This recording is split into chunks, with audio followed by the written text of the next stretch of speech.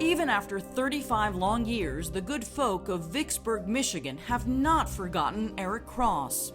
It's an uplifting thing to my spirit to know that so many people cared enough to come out and to be with us and to say the prayer that they still care. Nor has anyone here forgotten that whoever killed him has still not been caught. Thank you so much. Thank you for everything you're doing with them and everything. Yeah. And for being here tonight. That was so encouraging. If this vigil is any indication of how the people of Vicksburg, Michigan feel about this case, it's pretty clear. They want justice. And now, will this tormented community finally get some? Thanks to a candlelight vigil like this one several months earlier to mark what would have been Erik's 49th birthday. There was a lot of media attention to that. And from that media attention, we got that phone call that we waited for. And it put the whole case into perspective, and it hit information that we had always kept quiet, dead center, so we knew we were back on the road again. That break in the case, has it made up perhaps for the last 3 decades? The information we got was fabulous. It made the difference. This particular source of the information was just dead on. It solidified a lot of the information we had then. It made that crystal ball a lot more clear now, and it moved us closer to our target. The target remains that group of teenagers in a car police believe dragged Erik hundreds of yards along the road, ran him over, and dumped his body in front of his home. The persons of interest we have today are the same persons of interest we had years ago. And their prime suspect, the one they believe drove the car, also remains Brent Spaulding, whom they say fell apart after Erik's murder. Since the incident, he's had numerous issues, some substance abuse issues. He's managed to find his way in and out of the county jail, and recently he was here just a couple of months ago serving a sentence. I tried to talk to Brent, and I catch a glimpse of him through the window after I ring the doorbell. Are you Brent Spaulding? Brent Spaulding. Please come out. Brent, it's Anna Garcia from Crime Watch Daily. We want to talk to you about the murder of Erik Cross. I know you're in there. I just saw you. You're in a bathrobe. But Brent doesn't respond. The whole town is pointing to you, Brent. I don't think he's going to come out. He's in there, though. Another main person of interest is still Amber Thomas, Brent's high school girlfriend, who cops say was also among the car full of kids they believe were involved in Erik's death.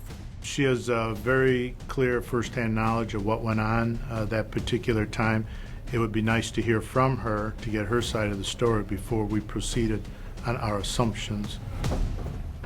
Amber is now married with children and known as Amber Masick. I try to speak with her too.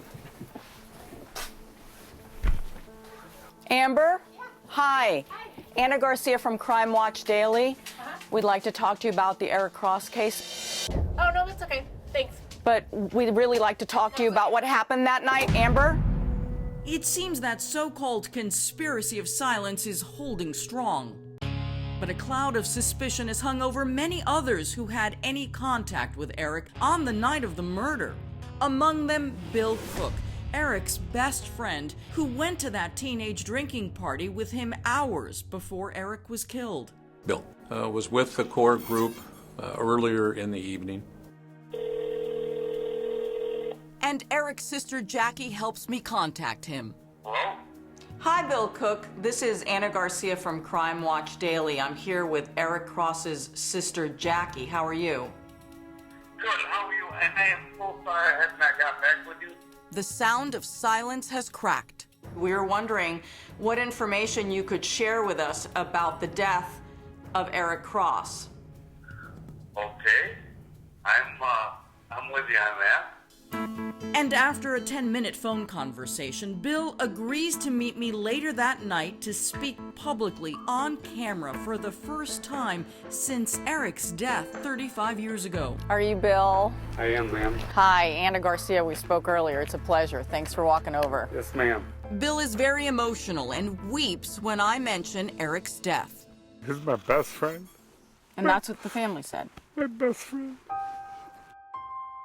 And although Bill insists, as he has from the beginning, that he had nothing to do with Erik's murder, he still blames himself that it happened. He lost his life because I left him because I wasn't there to look out for him. Bill says they got separated at the lake house drinking party. So the last time you saw Erik Cross, where was he? Sitting in a lawn chair. And I said, Erik, I'm going swimming with... A girl? Yeah. Okay. He was okay.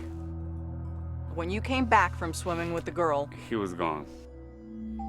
Erik was already walking home down the road toward his death. what do you think happened to him? Ma'am, if I knew that, this would be a done and over scenario. Bill says he went to the home of his girlfriend, who just happened to be Brent Spalding's sister, Mae Britt, who died in 2007. And Brent was home. Yes. Bill says he doesn't know what happened after that because he went to sleep for the rest of the night at the Spalding house. I would never do that to my friend, and I would never allow anybody else to do it. But Bill has always been under suspicion because of his close Spalding connection. I dated the sister of the person of interest. And so that's why she and others think you might know something. I believe so. And do you know anything? Absolutely not, ma'am. Few in Vicksburg believe him. How has the town reacted to you? They hate me. I've lost a lot of very key people in my life. With the cloud of doubt over my head, I don't have them as friends anymore. You've lost your friends because of this. Yes, ma'am. And Bill says he's relieved to hear there's finally been a break in the case. Do you think maybe if the police ultimately do make an arrest, that maybe that will finally clear your cloud in a way? I hope so. I really hope so, ma'am. And police now hope it's just a matter of time. A number of months ago, they passed their new investigative findings and entire case file over to the district attorney. They are now awaiting official charges and the warrants in the multiple.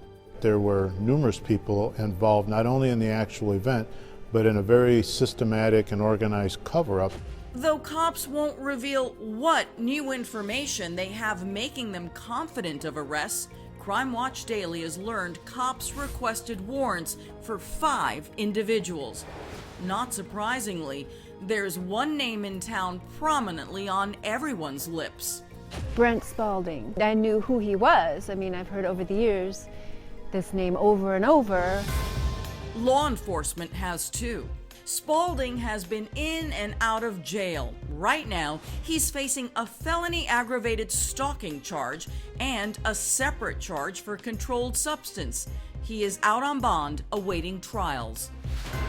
Now investigators tell Crime Watch Daily there is a warrant request with the DA on Spalding, and there's also one for Amber Thomas. Erik's sister Jackie now desperately hopes the DA will act quickly on the new information in her brother's murder case. I'm looking forward to them calling me and saying, or calling my mom and saying, we made the arrests. After over 3 decades, the capture of Erik's killer and alleged conspirators can't come too soon for his family.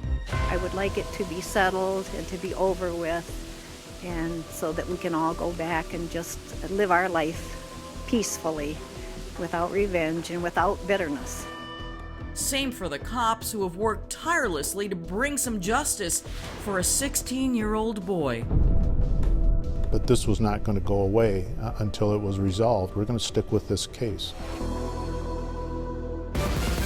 I'm Chris Hansen. If you like this story, make sure you tune in every day to Crime Watch Daily. You can find where the show airs in your city at crimewatchdaily.com.